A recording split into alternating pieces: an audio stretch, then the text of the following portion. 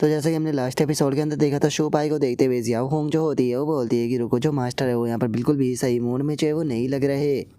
और अब Xiao Hong के इतना बोलते के साथ ही अचानक से शू पाई जो होता है वो हवा में फ्लाई जो है वो करने लगता है। और हम देखते हैं कि उसकी बॉडी के अंदर से बहुत ज़्यादा एनर्जी जो होती है वो निकलने लगती है।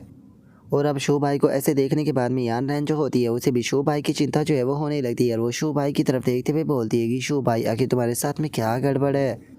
और यान रैन ये बोल ही रही होती है, लेकिन तभी हम देखते हैं कि अचानक से शू भाई जो होता है वो अपना एक ड्रैगन टाइप अटैक जो होता है उसे बना लेता है। और अपने उस अटैक को बनाते के साथ ही सीधे वहाँ पर जो डार्क किलिन होता है उसकी तरफ अपना अटैक जो होता है वो शूट कर देता है। लेकिन हम देखते हैं कि शू भाई का जो वो अटैक होता है उसे डार्क किलिन जो होता है वो काफ़ी आसानी से अपने हाथों से ही रोक देता है। और वहीं दूसरी तरफ हम देखते हैं कि जियाओ होंग जो होती है वो इस मौके का फ़ायदा उठाते हुए डार्क किलिन की पूंछ से खुद को आज़ाद जो है वो कर लेती है।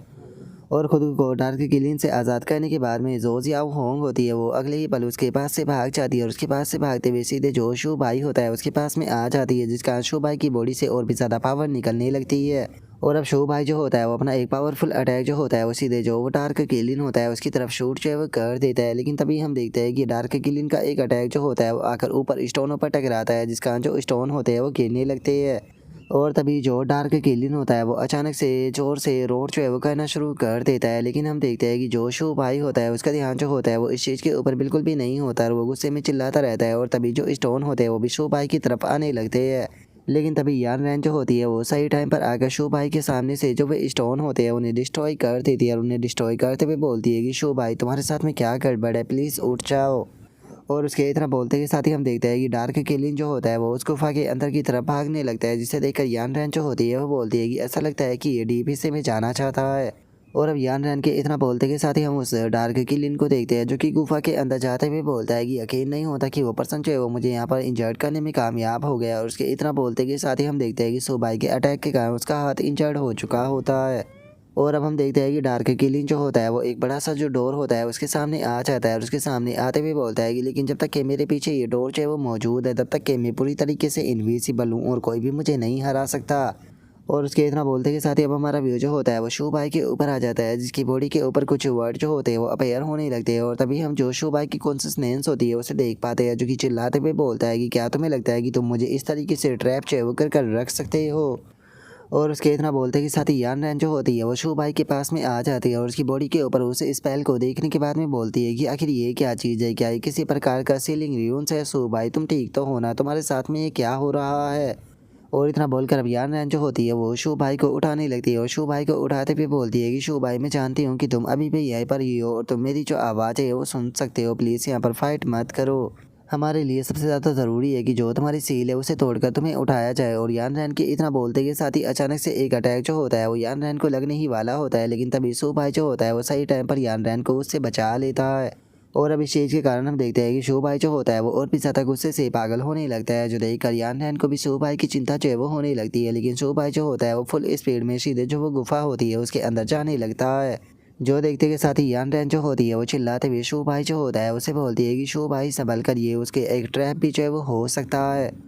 और अब उसके इतना बोलते के साथ ही हमारा व्यू जो होता है वो डार्क किलिन जो होता है उसके ऊपर आ जाता है, जो कि शू भाई की तरफ देख कर चिल्लाते हुए बोलता है कि मुझे कोई फ़र्क नहीं पड़ता कि तुम कौन हो, जो भी यहाँ पर जो फॉरबिडन टेरिटरी है उसके अंदर आने की कोशिश करेगा वो यहाँ पर मारा जाएगा। लेकिन हम देखते हैं कि शू भाई जो होता है वो उसकी बात के ऊपर बिल्कुल भी ध्यान ना देते हुए गुस्से में उसकी तरफ अटैक करने के लिए जाने लगता है। जो देखते के साथ ही अब डार्क किलिन जो होता है वो भी शू भाई के ऊपर अटैक करने के लिए आने लगता है। और हम देखते हैं कि दोनों ही एक दूसरे की तरफ अपने अटैकों को कर देते हैं। और शू भाई की तरफ अटैक करते हुए जो डार्क किलिन होता है वो बोलता है कि ओ, ये तो शील का बैक फायरिंग है। ऐसा लगता है कि जो डिवाइन ट्रेजर है वो आउट ऑफ कंट्रोल जो है वो हो चुका है और इस बादशाह का जो माइंड है उसे यहाँ पर जो सील है वो लगातार जो है वो खाते जा रही है।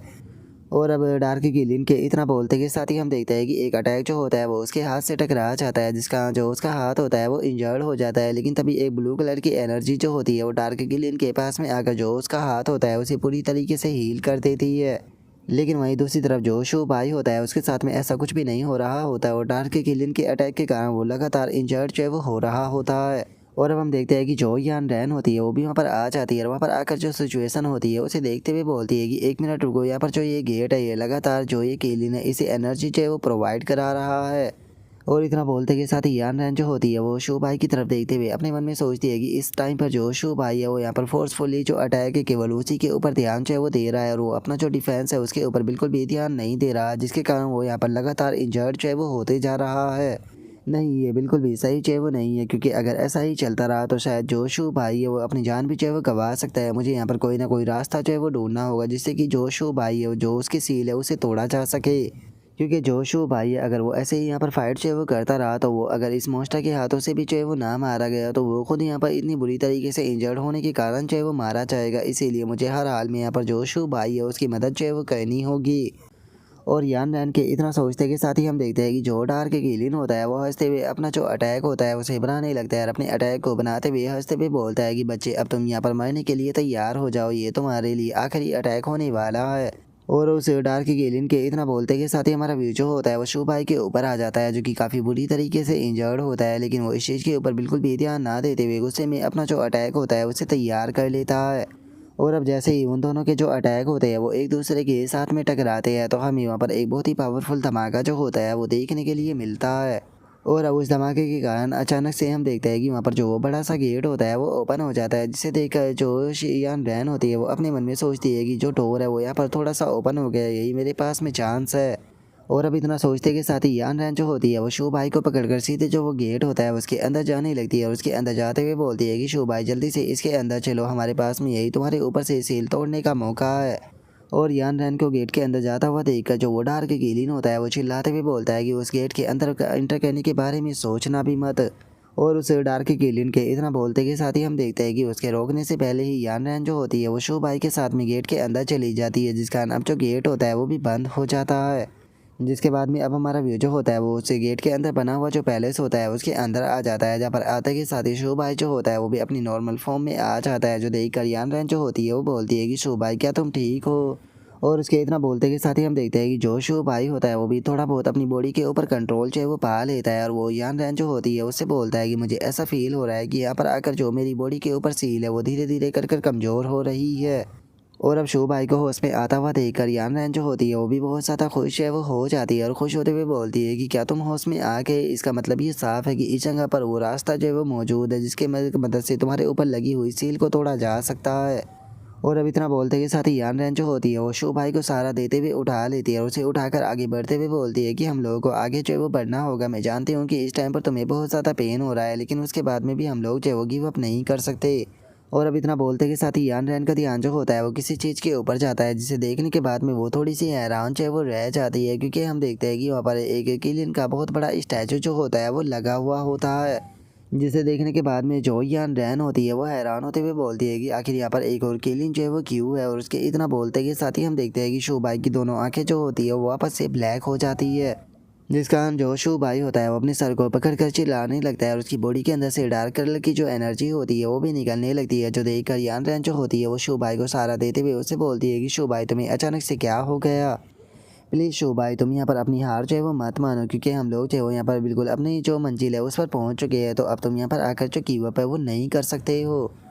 और अब यान रैन के इतना बोलते के साथ ही अचानक से हम देखते हैं कि शू भाई की बॉडी के अंदर से निकलने वाली जो वो डार्क एनर्जी होती है वो वहाँ पर मौजूद जो वो बड़ा सा किलिन होता है उसकी बॉडी के अंदर जाने लगती है। और अब इस चीज़ को देखने के बाद में खुद यान रैन जो होती है वो भी काफ़ी ज़्यादा हैरान जो है वो रह जाती है और उसे इस चीज़ को देखकर कुछ भी जो है वो समझ में नहीं आता। और अब यहीं पर ही जो हमारा आज का एपिसोड है वो भी कंप्लीट जो है वो हो जाता है। तो नेक्स्ट एपिसोड के अंदर देखिए कि आगे क्या होता है। अगर आप लोगों को वीडियो अच्छी लगी हो तो लाइक करना, चैनल को सब्सक्राइब करना। मैं मिलता हूँ नेक्स्ट एपिसोड के अंदर, तब तक के लिए बाय बाय गाइस।